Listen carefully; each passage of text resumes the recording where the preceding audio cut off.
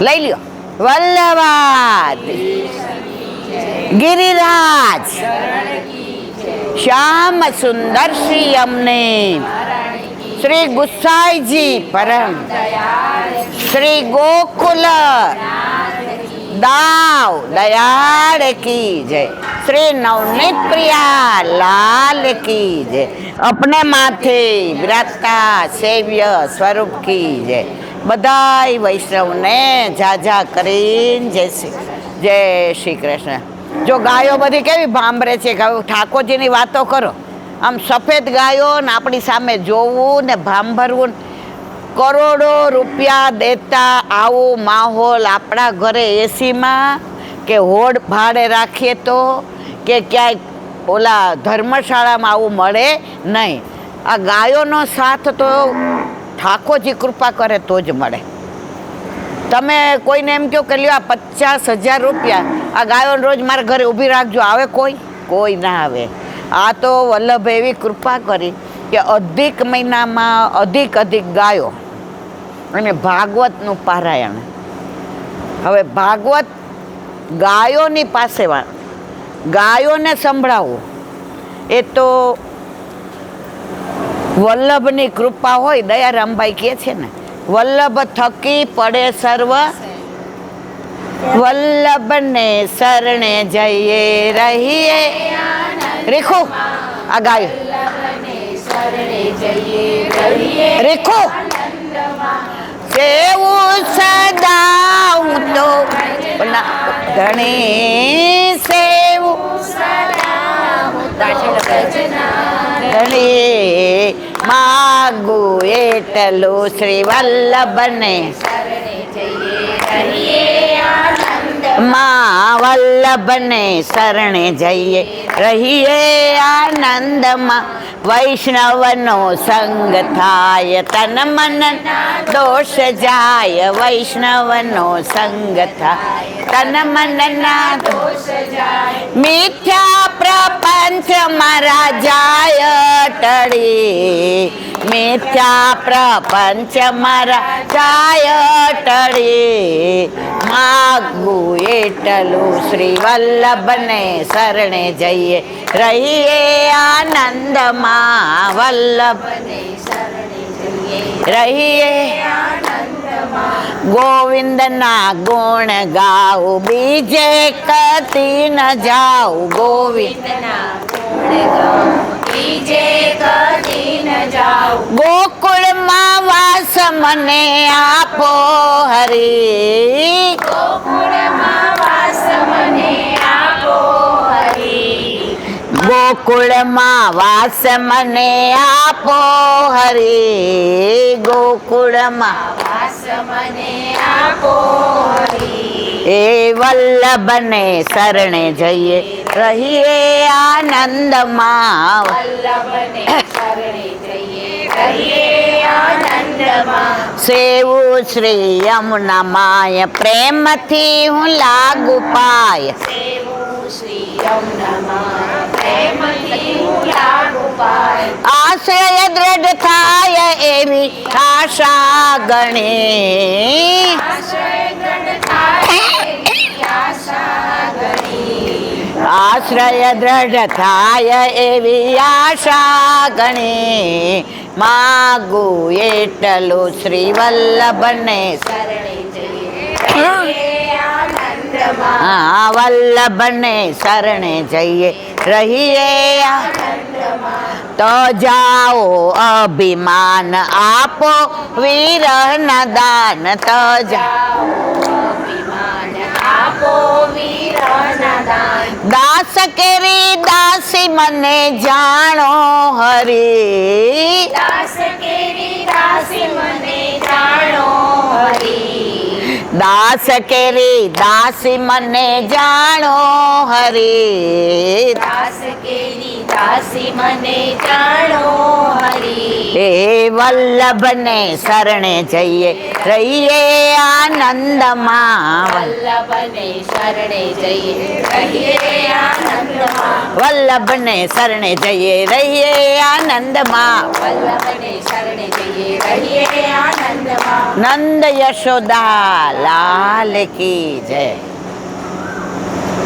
વલ્લભની કૃપા વિના ગૌશાળા ઘણી જગ્યાએ હોય, પણ જ્યાં શ્રીજી બાવા બિરાજતા હોય, જ્યાં યમુનાજી બિરાજતા હોય અને જ્યાં વલ્લભ બિરાજતા હોય અને આટલા વૈષ્ણવ દર્શન કરવા આવતા હોય, આટલા ગોવાળિયા હોય, આપણને બધાને એક તમન્ના હતી કે આપણે ગોકુળમાં, પણ વલ્લભ કે કાંઈ વાંધો નહીં, હું ગોકુળને તારી પાસે લાવી દઉં. આ પુષ્ટિ આપણે ગોકુળ જઈએ એ મર્યાદા, પણ ગોકુળને વલ્લભે પાછી બધી સફેદ ગાયો, ઓલા બછરા તો જો કેટલા બધા છે અને કેવા આમ કરીને જુએ તો જુઓ, વલ્લભની કૃપા વિના શક્ય નથી. અરે તમને કાલની એક વાત કહું, કાલે આ કુલર નહોતું તો હું એમ બોલી કે ગરમી બહુ છે તો કુલરની વ્યવસ્થા કરવી પડશે. અહીંયા ગૌશાળામાં ખોટું નહીં બોલવું, આજે જૂનાગઢથી ફોન આવ્યો, પૂનાથી ફોન આવ્યો, જેટલાનું આવે એટલાનું, ઈલાબેન કુલર મોકલાવી અહીંયા મૂકી દો, અમને ચેક કોના નામે. મેં કીધું મારા વાલા, મને ભગવાને ઘણું આપ્યું છે, પણ મારે કહેવાનો આશય એ છે કે વૈષ્ણવના સુખનો વિચાર દુનિયામાં કેટલા બધા કરે છે. આ બધા સાંભળે છે, એમાંથી ને કેટલા બધાએ ફોન કર્યો કે ના અમારે કુલર નવું જ લાવી દો, પછી ત્યાં મૂકી દેજો ભલે. પણ આપણે તો આ 1 મહિનો નક્કી જ છે કે કોઈનું 1 મહિનો નહીં, જીવીએ ત્યાં સુધી વલ્લભના ચરણારવિંદમાં એ જ વિનંતી કે કોઈનું કશું લેવાય નહીં. ગાયો નહીં ના ગમે અને એના ગોવાળ નહીં ન ગમે. તમને એક નાની વાત કહું, અમારા કાંઠિયાવાડમાં એક ધોળ છે, ગોકુળ ને ગોંદરે, ગોકુળ ને ગોંદરે, ગોરધન ગોવાળિયા, ગોરધન ગોવાળિયા, વેણુની વાએ વેરાય, ગાવડી દેજે ગોવાળિયા, વેણુની વાએ વેરાય, ગાવડી દેજે. આખું બહુ સરસ છે. હવે આ પ્રસંગ છે 2-2.5 કલાકનો, પણ ગાયના અનુલક્ષણ છે એટલે હું 10 મિનિટમાં, કારણ કે આપણે દસમ સ્કંદનું પછી જો આટલા પાના છે એટલે રોજ 20 વાંચીએ તો જ છેલ્લે દિવસે પૂરું થાય. અને તો છેલ્લે દિવસે રાત્રે 12 વાગ્યા સુધી બેસવું પડે, બેસવું છે ને. એટલે આપણે સમયને, કાંઠિયાવાડમાં એક ગામ છે, નામ ન દેવાય, ત્યાં રંભાબા કરીને એક વૈષ્ણવ રહેતા હતા. એટલે એક ગાય લાવ્યા બછરા સહિતની. હવે બધા એવું કે પેલું બછરું આવે ને તો બીજું એમ કે બળદ જ આવે, તો એમને ત્યાં બીજું બછરું આવ્યું. એમ કરતા કેટલા 4 કે 5 બછરા આવ્યા. હવે એની વહુને 16-17 વર્ષ થયા હતા તો કાંઈ હતું નહીં.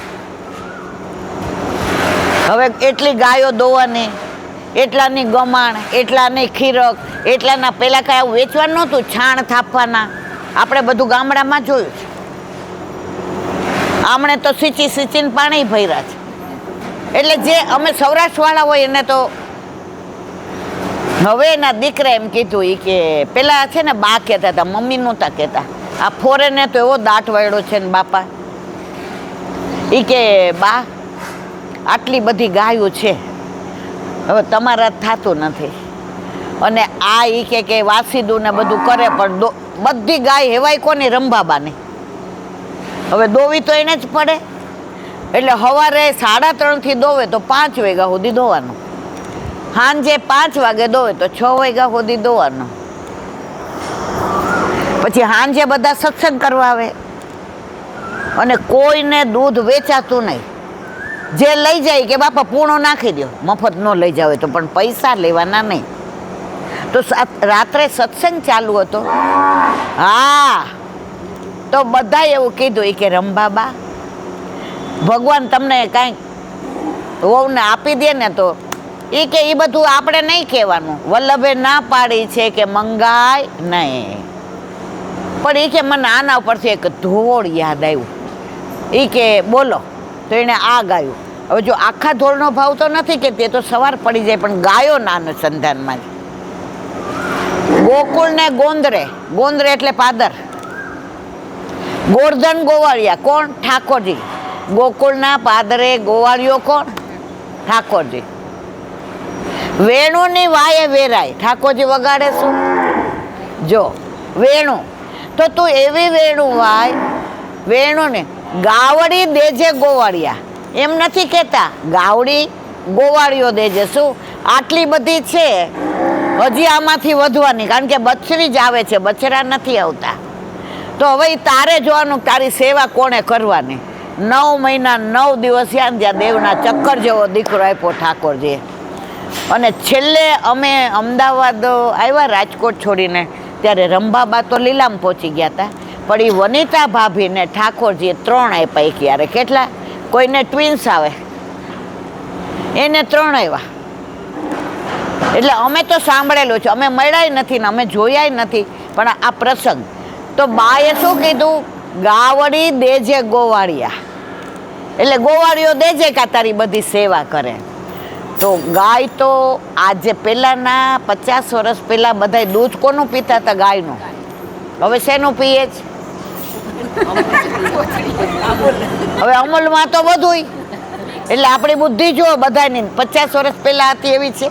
પહેલાં તો કોકને ત્યાં ઝઘડો થાય તો આપણે જઈએ, કોઈને ત્યાં મહિનો થયો હોય તો આપણા ઘરેથી ને ખીચડી જાય, કોઈને ત્યાં લગ્ન હોય તો આપણા ઘરે ખાટલા હોય એટલાય જાય, દાંતણે જાય ને દૂધે જાય ને, કેટલું સંપ હતો, અમે જોયું છે બધું. હવે અત્યારે બાજુવાળા લગ્ન હોય ને આવે ને કે મામેરું આવ્યું છે, ખુરશી છે, ખુરશી તો છે પણ 3જે માળે છે, એટલે એને ચાવી નથી મળતી. કેમ? આ દૂધ શેનું પીએ છે? ગાયના દૂધમાં જે સત્વ છે, તત્વ છે, એના લીધે અત્યારે તો નવું નીકળ્યું છે કે કાંઈ દૂધ બૂધ પીવાનું નહીં. શું કહેવાય એને? વેગન. એવું જ કહેવાય ને. એટલે જેમ જેમ કળિયુગ આવે છે, પણ આપણે બધા નસીબદાર છીએ કે આપણને વૈષ્ણવ બનાવ્યા છે. એટલે વૈષ્ણવ તો ઠાકોરજીને શેનું દૂધ ધરે? આપણે ભેંસનું ધરીએ નહીં. અમારે ઠાકોરજી પુષ્ટ થઈને આવ્યા ને ત્યારે અમૂલ દૂધની બાટલી આવતી હતી, એટલે ત્યારે તો દૂધ મિશ્રી ધરતા હતા. એટલે મંગળામાંય દૂધ ધરીએ અને સેનમાંય કટોરીમાં ધરીએ. તે સૌરાષ્ટ્ર રાજકોટથી એક વૈષ્ણવ આવ્યા, એ કે મારી વહુને આ બધું ચેક કરાવવાનું. ત્યાં ડૉક્ટરે એવું કીધું કે ગાંઠ છે એટલે અમદાવાદ જાઓ. 40 વર્ષ પહેલાં રાજકોટમાં આ બધું હજી ઓછું હતું, એટલે બી ગયા હતા. એટલે મને કે ઇન્દુ તારા ઘરે 2-3 દી. મેં કીધું કાંઈ વાંધો નહીં. પછી મને કે તું રજા ન લેતી, કારણ કે બધાય અમદાવાદમાં અમે એકલા. મેં તો ના ના રજા નહીં લઉં કીધું. હવે જે મારે કહેવું જ ત્યાં જ. પછી ઓલી પહેલાં તમને ખબર બોટલમાં દૂધ આવતું, આવું નહોતું કોથળી, હા કાચની બોટલમાં. એટલે આપણે તો મન ઘરો માળી ઠાકોરજીને આવું દૂધ પાસ. મેં તો અહીંયા ક્યાં મળે ગાયનું?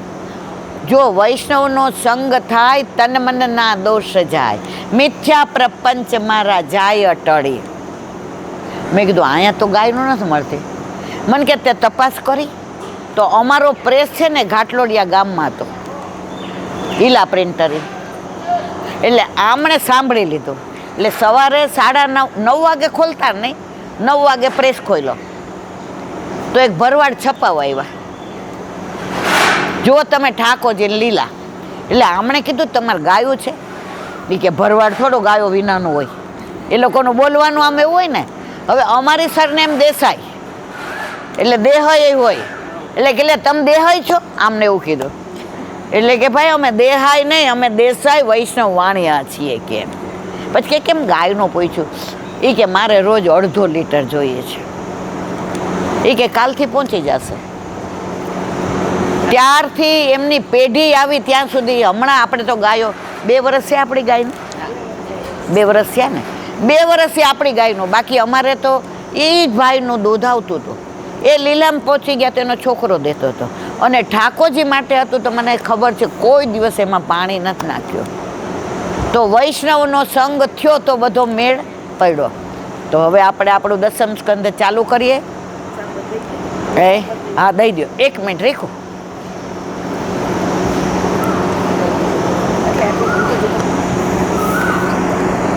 ભાગવત ભગવાન કી જય. પૂજ્ય જીજીના યુગલ ચરણારવિંદમાં દંડવત પ્રમાણ. દસમ સ્કંદ. વ્રજ ભયો મહર કે પુત. કાલે આપણે પ્રેમના 3 તત્વો જોયા હતા. ભાવ તત્વ, બીજું નામ પ્રેમ, અને હવે આગળ નારદજીએ પ્રેમનું બીજું લક્ષણ બતાવ્યું.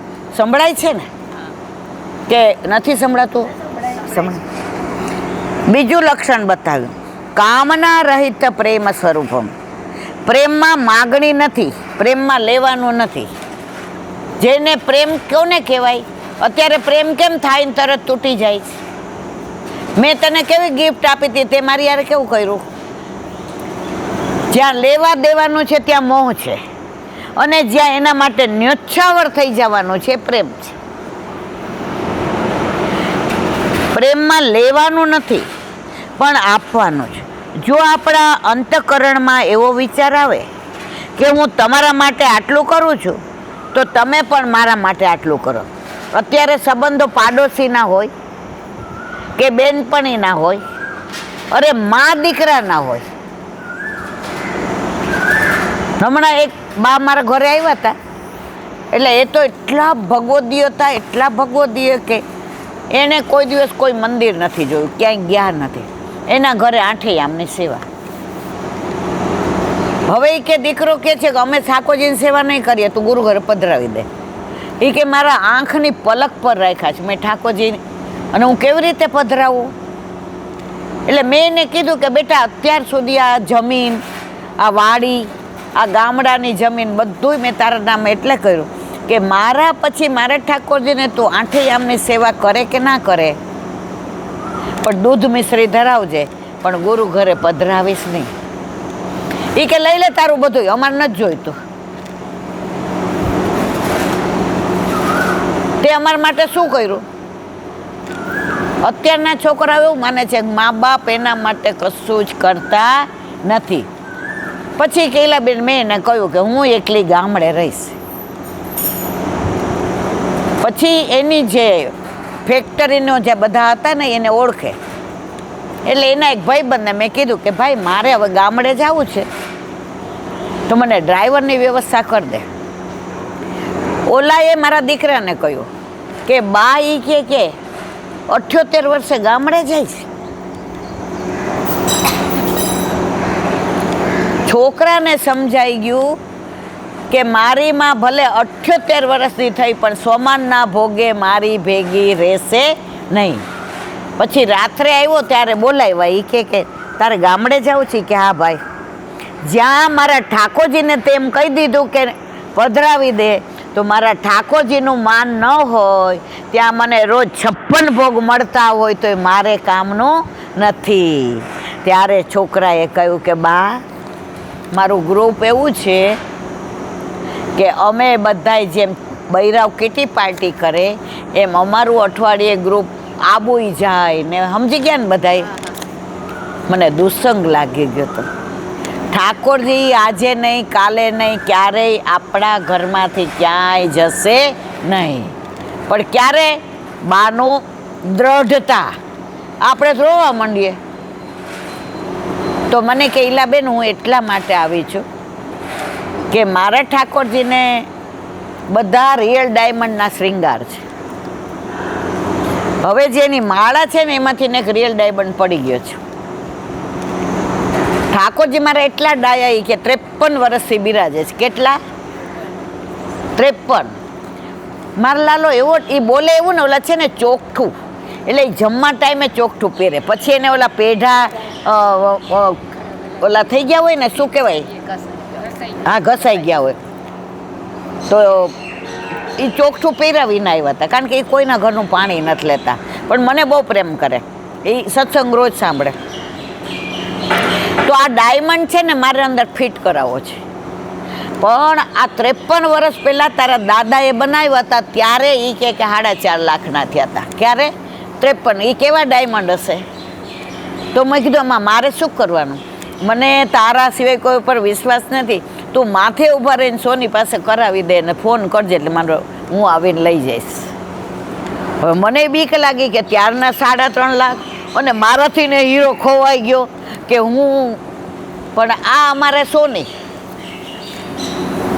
એટલે મેં એને કીધું રીમા આમાં કાંઈ, એ કે હું માથે ઊભી રહીશ, અને મારી રીમા એમ કે માથે ઊભી રહીશ એટલે મને મારા કરતાં વિશ્વાસ, એ કરાઈ આવી.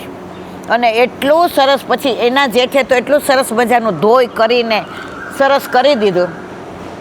અને બાને ફોન કર્યો એટલે દીકરાને લઈને આવ્યા. એ કે એલા માસી મારા કરતાં તમારા ઉપર વધુ વિશ્વાસ.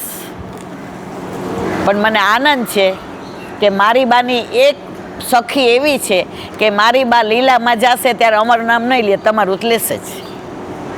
તો બા હજી સેવા કરે છે, એણે કાંઈ દુનિયા જોઈ નથી.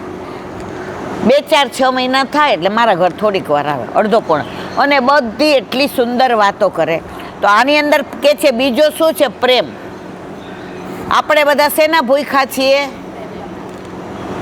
ખાવા પીવાના ના, કપડાં લત્તાના ના. આ બધા ક્યાંથી આવો છો તમે? એ તો પ્રેમ કી બાત હે ઉદો. હું તમારા માટે આટલું કરું છું તો તમે પણ મારા માટે આટલું કરો. તો સમજી લેવું કે પ્રેમ નથી, પણ પ્રેમના નામે પ્રગટ થતો મોહ છે. માણસનું મોઢું પહેરીને કોઈ વાંદરો નાચતો હોય ને તો એને માણસ ન કહેવાય. એવી જ રીતે પ્રેમનો અંચળો ઓઢીને કોઈ મોહ આવતો હોય તો એને પ્રેમ ન કહેવાય.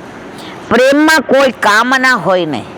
જ્યારે શ્રીમદ ભાગવતમાં આપણે ગોપીજનોનું પાત્ર દર્શન કરીએ છીએ ત્યારે આપણને સમજાય છે કે પ્રેમની ઉચ્ચ ભૂમિકામાં ગોપીજનો સિવાય અન્ય કોઈ નથી. એટલે જ ગોપીને શું કહ્યું? ગોપી પ્રેમ કી ધ્વજા.